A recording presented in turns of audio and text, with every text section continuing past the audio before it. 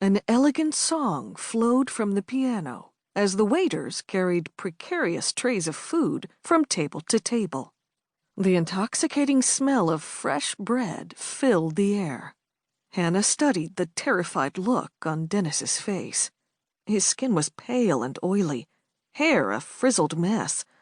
Pockets of sweat soaked through his shirt, outlining his armpits. His chest puffed in and out as he stared at the covered dish on the table. "Just breathe," Hanna said, in the calmest voice she could manage. "You can do this. Remember why you're here. Remember why you came to me." Dennis took a sip of wine and patted a napkin to his forehead. "I know why I'm here, but that doesn't make it any easier." Hanna glanced at the dish. The metal cover rumbled, as if something underneath was trying to escape. "I know it's not easy, Dennis. If it was, you wouldn't need me. But you came to me for a reason. You wanted my help. I'm here to support you. I know you can do this. You just have to trust me." Dennis nodded. "I trust you." "Good. Now, in a minute, I'm going to ask you to remove the cover. But before you do, I want you to remember your training." Dennis shook his head. "No, I can't do this. What the hell was I thinking?" He clenched his wine glass. "I need to get out, Hanna. Let me out." "It's okay," Hanna said, keeping her eye on the cover. The rumbling had grown more active. "You're free to leave whenever you want, but that's not up to me. You have to remember your training. The extraction sequence, remember?" "Right, the extraction sequence." He closed his eyes and mumbled words to himself. Hanna reached out to grab his hand. "You're free to leave, but I urge you to stay. You wish to conquer your fear. This is the best way to do it. Face it head on." Dennis opened his eyes to look at Hanna. She nodded with assurance. "You can do this." He took a deep breath. "Okay, you're right.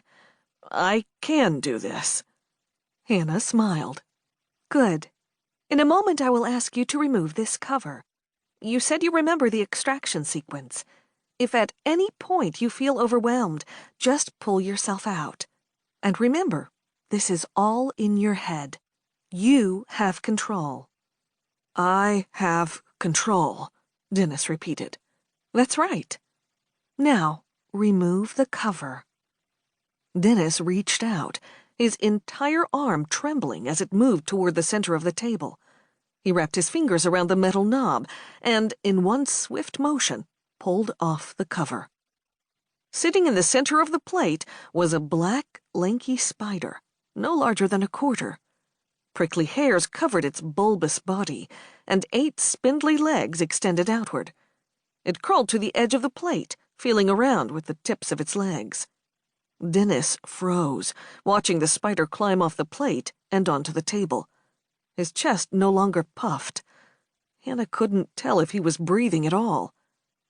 The creature stopped at the base of their breadbasket, bringing its front legs to its mouth and fiddling with its pincers. A second spider emerged from within the bread, climbing over the tops of the rolls and traversing down the side of the basket. A third spider appeared, and a fourth. They emerged from the wine glasses, and more from under the dishes. Hanna glanced around the room. The waiters had vanished, and the piano stopped. Everyone else in the restaurant had disappeared, leaving a room full of unoccupied tables.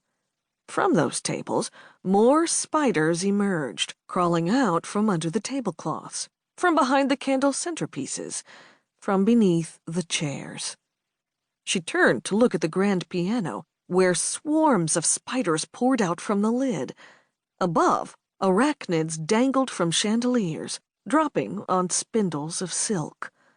And back on their own table, the layer of spiders had grown so thick, Hanna could barely see the tablecloth anymore.